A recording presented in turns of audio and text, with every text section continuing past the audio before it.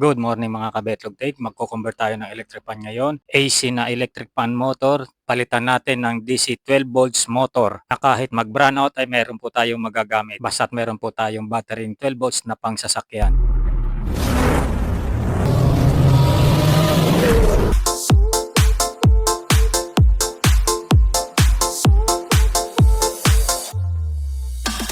Ito po ang 12 volts na DC motor. Halos 30 watts lang po ito. Depende pa sa power supply na gagamitin natin para bumaba ang wattage.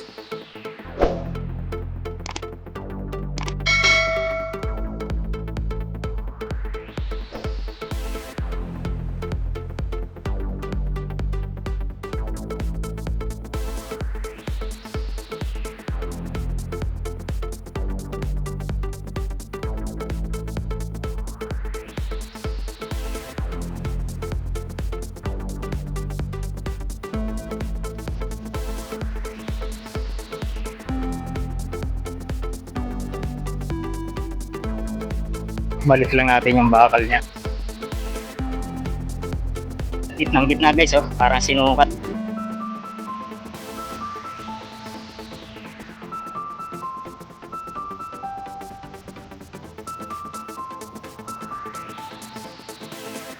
Ito na po ang gagamitin natin na rotary speed. At ito naman po ang manual diagram. Gumamit tayo ng diode na 2 ampere na 200 volts. Pwede naman tayong gumamit ng push button switch para sa mga desk fan na electric fan. Gawan ko na lang ng panibagong diagram, kaya tapusin nyo ang video na ito dahil sa dulo na lang po ilalagay.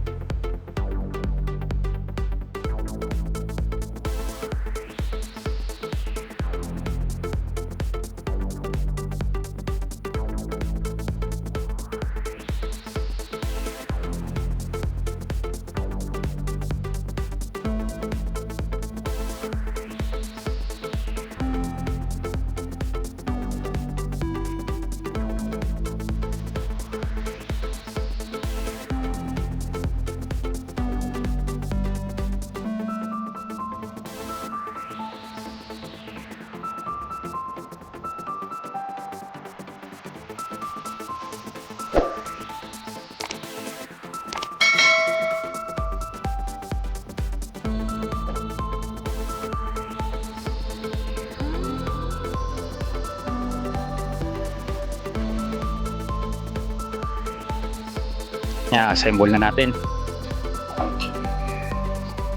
Stand fan ho ito ah.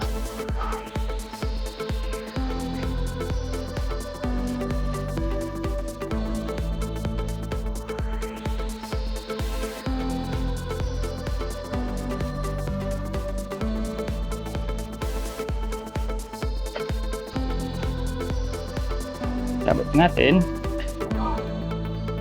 Power na.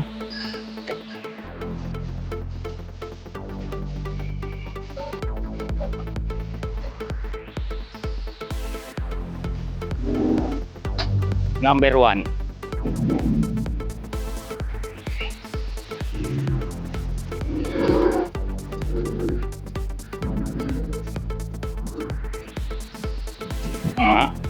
Nagsiswing pa siya. Number 2.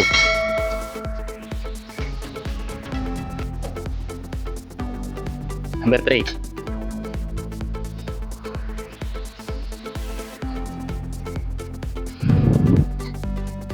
Malakas din, oh.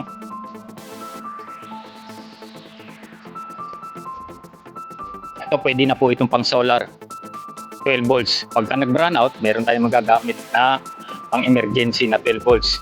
Kahit sa motor lang na baterya nyo, pwede na yon. 12 volts. Pag bumili na tayo ng solar, i-convert ng ano, may solar tayo, pwede na rito. 12 volts na ito.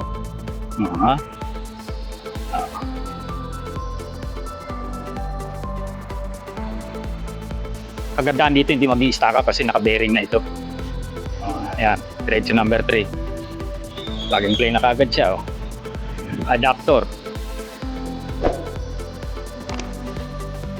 Mababa sa kuryente na ito. Tama guys. Ito na po ang diagram na push button switch para sa mga desk fan na electric fan.